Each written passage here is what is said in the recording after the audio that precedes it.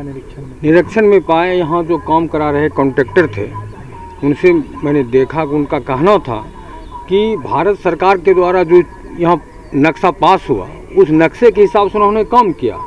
बाद में सरकार के विभाग ने, भारत सरकार के जो विभाग IT विभाग थे, उन्होंने उस विभाग के द्वारा इनका पैसा घटा दिया गया, वर्क नहीं घटाया गया और नक्शे के मुताबिक कॉन्ट्रैक्टर ने काम तो कर दिया।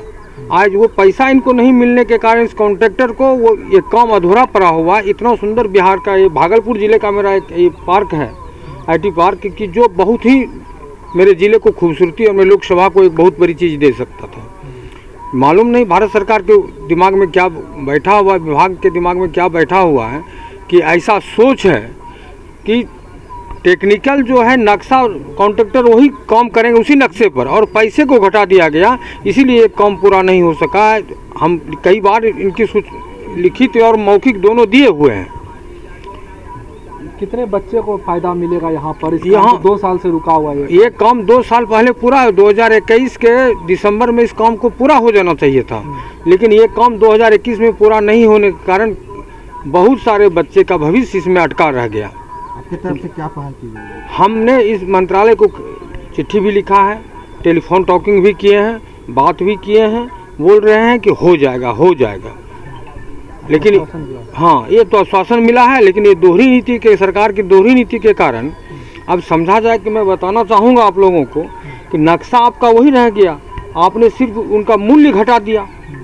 तो स्वाभाविक है कॉन्ट्रैक्टर ने काम तो कर दिया लेकिन पैसा इनको नहीं मिल रहा है, और जब पैसा नहीं मिलेगा तो ये काम पूरा नहीं होगा तो अधर तो भागलपुर जिला लटका हुआ है, भागलपुर का विकास लटका हुआ है। क्या लगता है बीजेपी कारण नहीं हो पा रहा है? देखिए बीजेपी के कारण नहीं हो रहा ये बात हम नहीं कह सकते, लेकिन भारत सरकार के द्वारा ऐसा सोच, ऐसे उसके विभाग का विचार और ऐसे उनके टेक्निकल स्टाफ, टेक्निकल लोग जो हैं जो ऐसा करते हैं, उनको सोचना चाहिए कि नक्शा ही घटा देते, छोटा ही हो जाता, लेकिन हो जाता। नक्शा उनका बड़ा रह गया, पैसा छोटा कर दिए। भागलपुर सुल्तानगंज प्रखंड के मसदी पंचायत के मसदी गांव के वार्ड 4 में एक घर में अचानक आग लगने पर लाखों रुपए से अधिक का हुआ नुकसान। वहीं ग्रामीणों व मुखिया प्रतिनिधि सुभाष यादव ने बताया कि मसदी पंचायत के मसदी गांव के वार्ड 4 में भिखारी राम के घर में कोई नहीं होने पर घर में अचानक आग लगने पर घर में रखे जेवर, कागज, अनाज सहित अन्य सामान जलकर राख हो गया। ग्रामीणों के देखने पर पुलिस प्रशासन को सूचना देने पर दमकल गाड़ी पहुंचकर अब ग्रामीणों के सहयोग से आग पर काबू पा लिया गया है। इस घटना में भिखारी राम पिता स्वा जोधन यादव के घर में रखे 5 लाख रुपए से भी अधिक का नुकसान हो गया। आग कैसे लगी, पुलिस घटना को लेकर घटना की छानबीन में जुट गई है। घटना स्थल पर अंचला अधिकारी रवि कुमार दल बल के साथ पहुंचकर घटना के बारे में जानकारी लेते हुए अग्नि पीड़ित परिवारों को लाभ देने की बात कही। इस दौरान तमाम ग्रामीण मौजूद। हाँ, अभी पता चला कि भिखारी यादव है, इनके घर पे वो आग लग गया है, तो सब जो अनाज वगैरह था वो जल गया है। इसका जो भी है पॉलीथीन वगैरह हम लोग अभी दे देंगे और जो मुआवजा मिलता है वो भी हम लोग कल तक इनको दे देंगे। सर अग्निशमन की महज एक गाड़ी है, उसमें महज 3,500 लीटर या 350 लीटर पानी अटता है, तो क्या उसके लिए एक और जिला को प्रपोजल भेजेंगे? क्षेत्र काफ़ी बड़ा है। नहीं, अब तो लगता है लगभग बुझ ही गया है। आग तो बुझ ही गया, लगातार अगलगी की घटना हो रही है, उसमें महज 350 लीटर पानी अटता है, इससे आग पे काबू नहीं पाया जा सकता। बड़ा दमकल गाड़ी की बड़ी दमकल गाड़ी है। दमकल गाड़ी होती है, भागलपुर में रहती है, वहाँ से फिर हम लोग कॉल करते हैं तो आ जाती है, बड़ी आग लगती है। जगदीशपुर प्रखंड के पुरैनी टोला सोनूचक पंचायत अंतर्गत महमदपुर काली स्थान में 3 दिवसीय अखंड संकीर्तन का आयोजन किया जा रहा है, जिसमें आसपास के ग्रामीण सहित अखंड संकीर्तन में भाग लेने आए श्रद्धालु भक्तिमय वातावरण में आनंदित महसूस कर रहे हैं। पुरैनी टोला सोनूचक पंचायत के मुखिया शोभा देवी की अगुवाई में अखंड संकीर्तन कराया जा रहा है। वही मुखिया प्रतिनिधि अमलेश ने बताया कि यहां 72 घंटे तक कार्यक्रम का आयोजन होना है। 3 दिन तक श्रद्धालुओं के लिए भंडारा का भी आयोजन किया जा रहा है।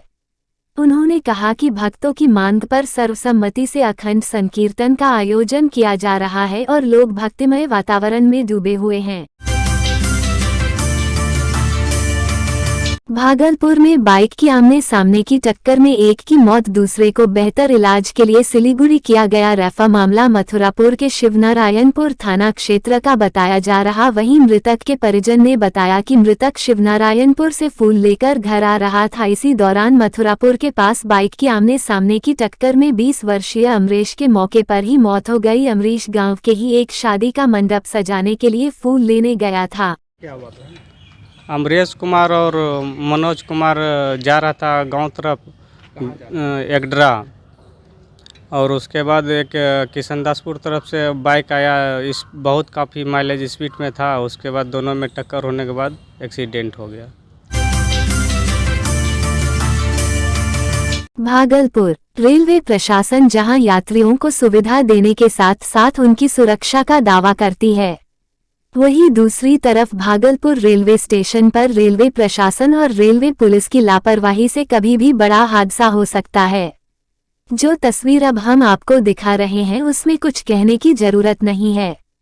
तस्वीर खुद बता रही है कि आम लोगों की लापरवाही और रेल पुलिस की अनदेखी के कारण कभी भी कोई बड़ा हादसा हो सकता है। स्टेशन के 2 नंबर प्लेटफॉर्म पर जमालपुर रामपुरहाट पैसेंजर ट्रेन आने वाली है और पटरी पर लोग दूसरी ओर खड़े होकर जान जोखिम में डालकर ट्रेन का इंतजार कर रहे हैं।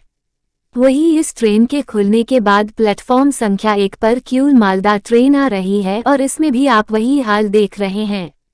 पटरी के उस पार लोग खड़े हैं और ट्रेन के सामने से ही पटरी भी क्रॉस करते देखे जा सकते हैं। वही बोगी में चढ़ने के लिए भी लोगों में मारामारी मची हुई है। एक सिपाही आरपीएफ जरूर नजर आता है, लेकिन वह भी नजारा देखकर वहां से चलता बनता है। अगर कोई बड़ा हादसा हो गया तो आखिर इसका जिम्मेदार कौन होगा, ये बड़ा सवाल है। कैसे पता चला आपको? लोकेश कुमार चौराया है मेरा घर। बारात जाने के बाद हमको पूछा कि चाचा चला गया, चाची बोला हाँ चला गया चाचा।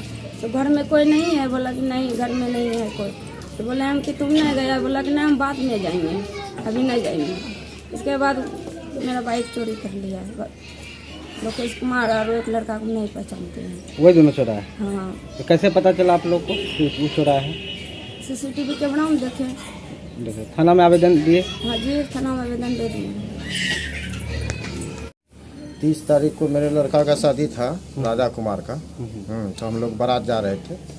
तो बारात में जब हम लोग निकले, निकलने के बाद जो है हम लोग जब चले गए, मेरी वाइफ जब घर लौट करके आने लगी रोड पर से बारात को जाने के बाद, तो लोकेश कुमार और एक लड़का त्रिवेणी साव पहले से दोनों घूर रहा था बुलेट पर। हम देखे भी नहीं, कुछ बोले। हमारे लड़का को बोलता है श्याम कुमार को कि 30 लाख रुपया जो है ना उसको ला जाएगा तुमसे। खुशी मना रहे हो, सब खुशी को गम न दिलवा दे। उसके बाद जब हम लोग चले गए, लड़का जो है हमको बताया रास्ते में, तो हम कुछ नहीं बोले कि छोड़ो हटाओ। उसके बाद जब हम मेरी पत्नी घर आने लगी तो रोड पर पूछता है लोकेश कुमार कि चाचा सब चले गए क्या अंकल लोग? हाँ। तो बोला हाँ सब चला, टोटल चला गया। बोला हाँ सब चला गया। तो बोला हम लोग भी जाते। तो बोला जाओ।